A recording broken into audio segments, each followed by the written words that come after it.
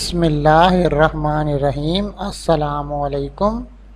इस वीडियो में मैं आपको टार्क से मुतल्लिक़ तमाम तर डिटेल्स बताऊंगा। तो सबसे पहले है टार्क की definition. The turning effect of force is called torque. जो फोर्स का टर्निंग इफ़ेक्ट है इसको हम टार्क कहते हैं। और ये टार्क हमारे पास दो चीज़ों की प्रोडक्ट होता है। पहली चीज़ को हम कहते हैं फोर्स और दूसरी चीज़ को कहते हैं मोमेंट आर्म। इन दोनों चीज़ों की ये जो प्रोडक्ट है ये हमारे पास टार्क होती है। मोमेंट आर्म हमारे पास क्या होता है?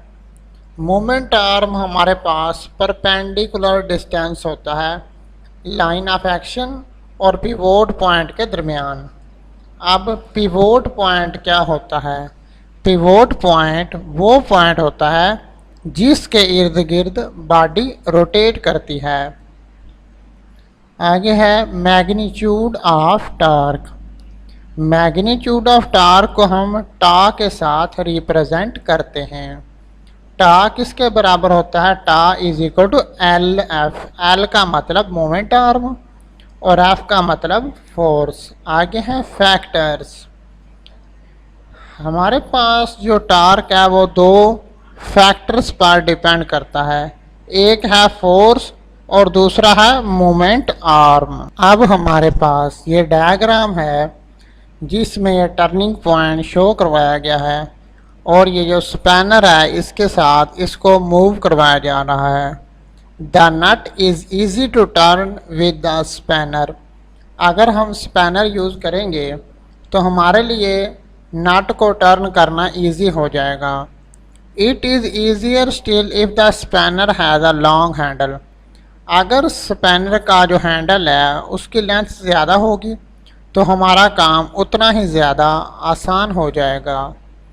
आगे टार्क का स्पेशल केस है when the line of action of applied force passed through the pivot. Then जब हमारे पास लाइन ऑफ एक्शन जो है वो पिवोट पॉइंट से गुजरती है तब मोमेंट आर्म एल ज़ीरो हो जाता है। टा की इक्वेशन थी tau is equal to L F. तो हम एल की जगह ज़ीरो पुट करेंगे तो टा हमारे ज़ीरो ज़ीरो आ जाएगा। आगे है unit of torque. System international के मुताबिक टार्क का यूनिट है न्यूटन मीटर। आगे है डायमेंशंस ऑफ टार्क। टार्क की क्या डायमेंशंस होंगी? तो टार्क का यूनिट हमारे पास है न्यूटन मीटर। अब न्यूटन पर गौर करें तो न्यूटन होता है फोर्स का यूनिट। फोर्स बराबर होती है F is equal to M A. अब मास का यूनिट क्या होता है? किलोग्राम। एक्सेलरेशन का यूनिट क्या होता है? मीटर पर सेकंड स्क्वायर।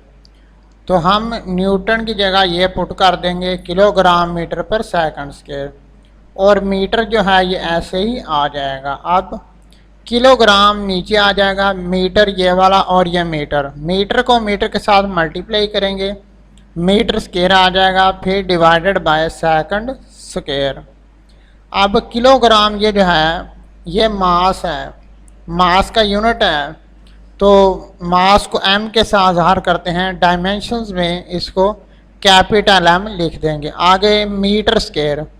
मीटर चूँकि लेंथ का यूनिट है तो यहाँ पर एल आ जाएगा और मीटर स्क्वायर है इसलिए एल स्क्वायर आ जाएगा। फिर डिवाइडेड बाय आगे है सेकंड। सेकंड चूँकि टाइम का यूनिट है तो टाइम जो है उसको टी के साथ ज़ाहिर करते हैं। तो डायमेंशंस के अंदर टी को बड़ा टी लिखते हैं तो इसी तरह से टी स्क्वायर आ जाएगा। अब अगली लाइन में एम एल स्क्वायर लिख दिया। अब टी स्क्वायर जो था वो बटे के नीचे था तो इसको ऊपर लाने के लिए टू की जगह -2 आ जाएगा। तो टा की डायमेंशन हुई एम एल स्क्वायर टी -2 और ये जो डायमेंशंस हैं इनको बड़ी ब्रैकेटों के साथ ज़ाहिर करते हैं इसलिए दोनों तरफ बड़ी ब्रैकेट लगाई गई है। अब इससे आगे है torque due to force acting on the body. किसी बॉडी पर फोर्स एक्ट कर रही है, उसकी वजह से जो टार्क पैदा होगी उसको हमने डिस्कस करना है। पहला पॉइंट हमारा रिजिड बॉडी।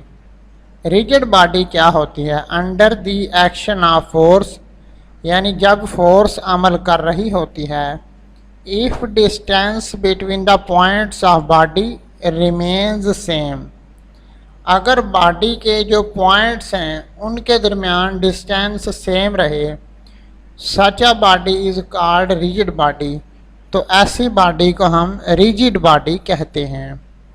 अब आगे इसकी एक्सप्लेनेशन है कि हमारे पास फ़र्ज़ किया एक फोर्स एफ एक्ट कर रही है रिजिड बॉडी पर at point P, whose position vector relative to pivot O. O जो है ये हमारे पास पिवोट पॉइंट है और हमारे पास पोजीशन वेक्टर जो है उसको हमने आर के साथ ज़ाहिर किया। एफ 4C, पी हमारे पास पॉइंट था और ओ हमारे पास पिवोट पॉइंट है और आर हमारे पास पोजीशन वेक्टर है। The force F can be resolved into two rectangular components. जो हमारे पास फोर्स एफ है उसके हमने दो रेक्टेंगुलर कंपोनेंट्स बनाने हैं। पहला है F sine theta, it is perpendicular to R. R क्या है? हमारे पास पोजीशन वेक्टर है, तो एफ साइन थीटा आर के परपेंडिकुलर है।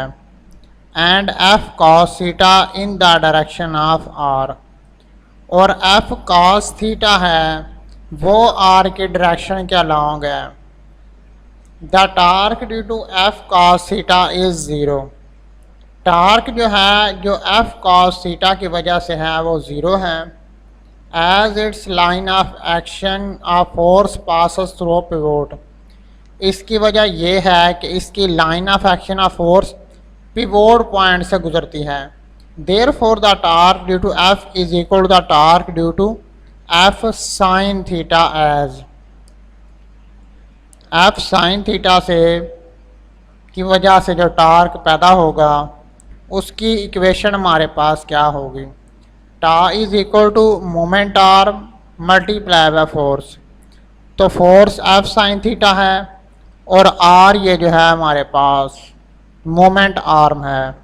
तो ये हमारे पास फर्स्ट डायग्राम दी गई है यहाँ पे।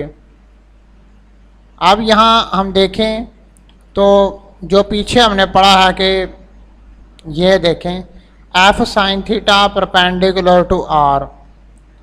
अब ये देखें ये एफ साइन थीटा है, ये इस लाइन आर के परपेंडिकुलर है। और हमने देखा था एफ कॉस थीटा जो है वो उसकी डायरेक्शन सेम है आर से। तो ये देखें एफ कॉस थीटा की डायरेक्शन आर के डायरेक्शन के सेम है, तो हमारे पास एफ साइन थीटा की इक्वेशन बन गई। Tau is equal to R F sine theta.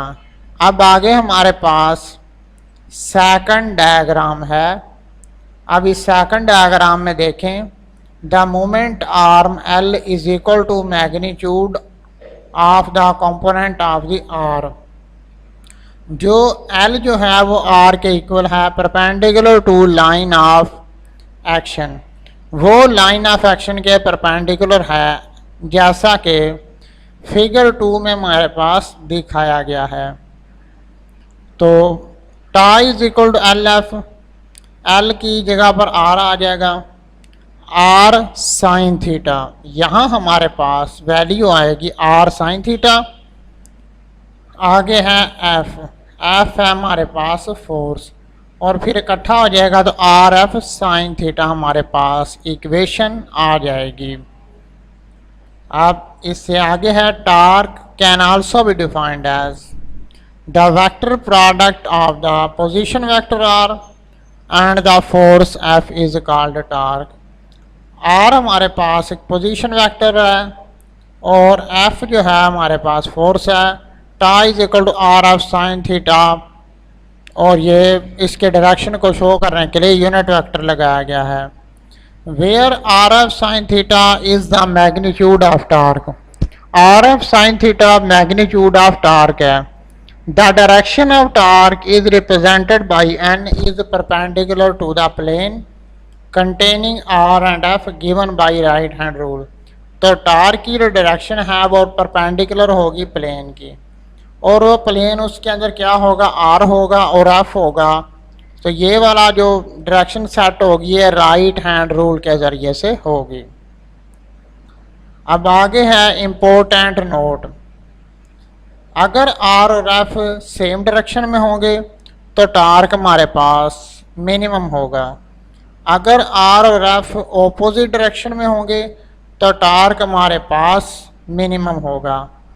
अगर आर और एफ एक दूसरे के परपेंडिकुलर होंगे तो फिर हमारे पास टार्क मैक्सिमम होगा। तो ये हमारे पास टार्क का लेक्चर जो था वो कंप्लीट हो चुका है। वीडियो अच्छी लगी हुई हो तो वीडियो को लाइक करें, चैनल को सब्सक्राइब करें, और अगर कोई क्वेश्चन है आपका तो वो कमेंट में आप पूछ सकते हैं। अब मुझे दीजिए इजाज़त, शुक्रिया।